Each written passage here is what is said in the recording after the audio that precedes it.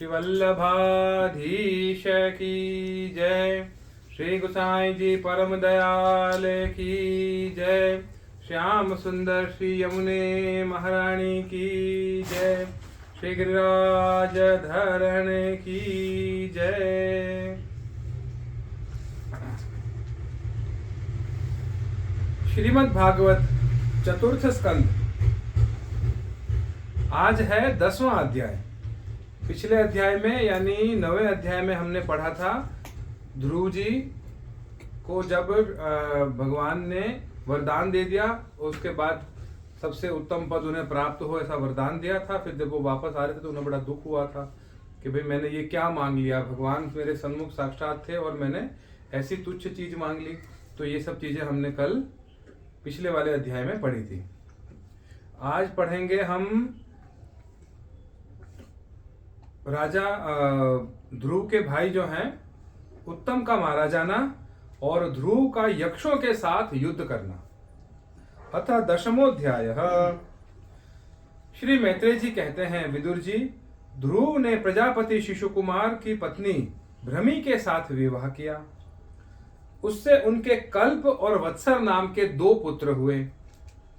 महाबली ध्रुव की दूसरी स्त्री वायुपुत्री इला थी। उससे उनके उत्कल नाम का एक पुत्र और एक कन्या रत्न का जन्म हुआ। उत्तम का अभी विवाह नहीं हुआ था कि एक दिन शिकार खेलते समय उसे हिमालय पर्वत पर एक बलवान यक्ष ने मार डाला। उसके साथ उसकी माता भी परलोक सिधार गई। ध्रुव ने जब भाई के मारे जाने का समाचार सुना तो वे क्रोध, शोक और उद्वेग से भरकर एक विजयप्रद रथ पर सवार हो यक्षों के देश में जा पहुंचे। उन्होंने उत्तर दिशा में जाकर हिमालय की घाटी में यक्षों से भरी हुई अलकापुरी देखी। उसमें अनेकों भूत प्रेत पिशाच आदि रुद्रानुचर रहते थे। विदुर जी, वहां पहुंचकर महाबाहु ध्रुव ने अपना शंख बजाया तथा संपूर्ण आकाश और दिशाओं को गुंजा दिया। उस शंख ध्वनि से यक्ष पत्नियां बहुत ही डर गईं। उनकी आंखें भय से कातर हो गईं। वीरवर विदुर जी, महाबलवान यक्ष वीरों को वह शंखनाद सहन न हुआ, इसलिए वे तरह तरह के अस्त्र शस्त्र लेकर नगर के बाहर निकल आए और ध्रुव पर टूट पड़े। महारथी ध्रुव प्रचंड धनुर्धर थे। उन्होंने एक ही साथ उनमें से प्रत्येक को 3-3 बाण मारे। उन सभी ने जब अपने अपने मस्तकों में 3-3 बाण लगे देखे, तब उन्हें यह विश्वास हो गया कि हमारी हार अवश्य होगी। वे ध्रुव जी के इस अद्भुत पराक्रम की प्रशंसा करने लगे। फिर जैसे सर्प किसी के पैरों का आघात नहीं सहते, उसी प्रकार ध्रुव के इस पराक्रम को न सहकर उन्होंने भी उनके बाणों के जवाब में एक ही साथ उनसे दूने यानी 6-6 बाण छोड़े। यक्षों की संख्या 13 अयुत यानी 1,30,000 थी। उन्होंने ध्रुव जी का बदला लेने के लिए अत्यंत कुपित होकर रथ और सारथी के सहित उन पर परिघ, खड्ग, प्रास, त्रिशूल, फरसा, शक्ति, रिष्टि, भुषुंडी तथा चित्र विचित्र पंखदार बाणों की वर्षा की। इस भीषण शस्त्र वर्षा से ध्रुव जी बिल्कुल ढक गए। तब लोगों को उनका दिखना वैसे ही बंद हो गया जैसे भारी वर्षा से पर्वत का। उस समय जो सिद्धगण आकाश में स्थित होकर यह दृश्य देख रहे थे, वे सब हाय हाय करके कहने लगे, आज यक्ष सेना रूप समुद्र में डूबकर यह मानव सूर्य अस्त हो गया। यक्ष लोग अपनी विजय की घोषणा करते हुए युद्ध क्षेत्र में सिंह की तरह गरजने लगे। इसी बीच में ध्रुव जी का रथ एकाएक वैसे ही प्रकट हो गया जैसे कोहरे में से सूर्य भगवान निकल आते हैं।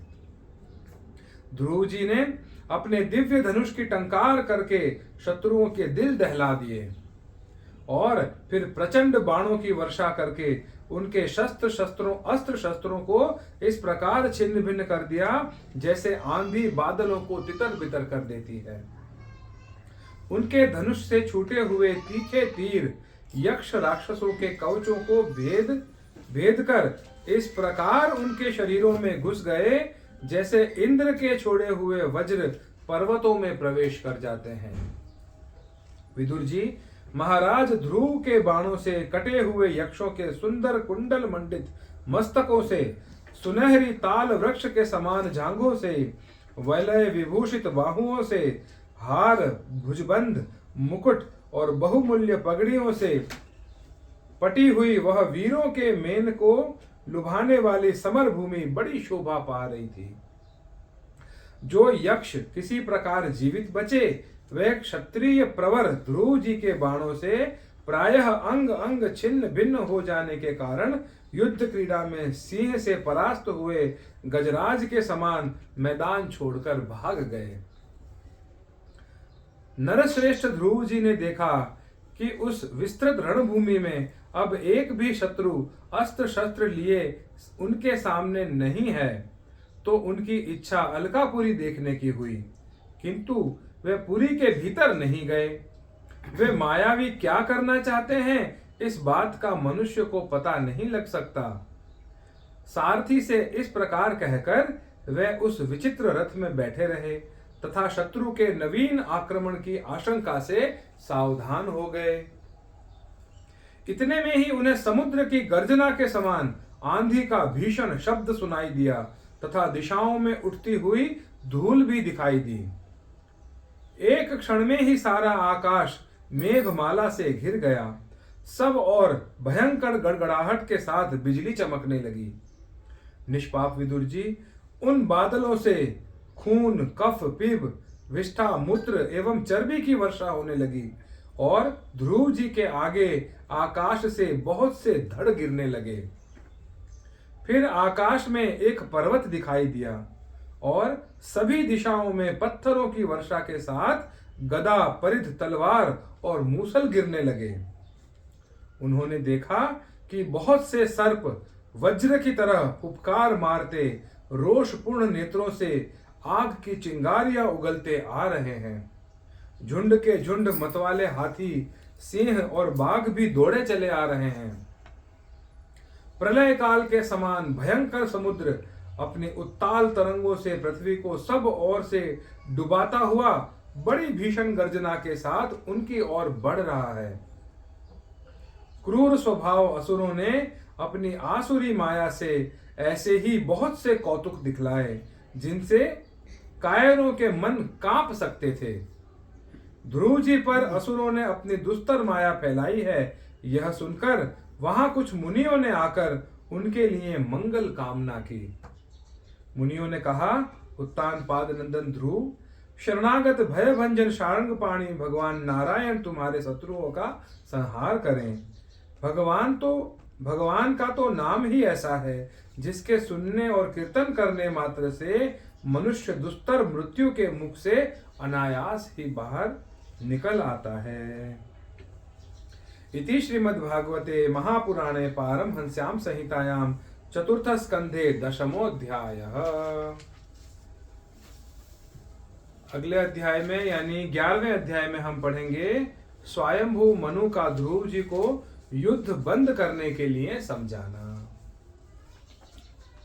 श्री वल्लभाधीश की जय। श्री गोसाई जी परम दयाल की जय। श्याम सुंदर श्री यमुने महारानी की जय। श्री गिरिराज धरण की जय।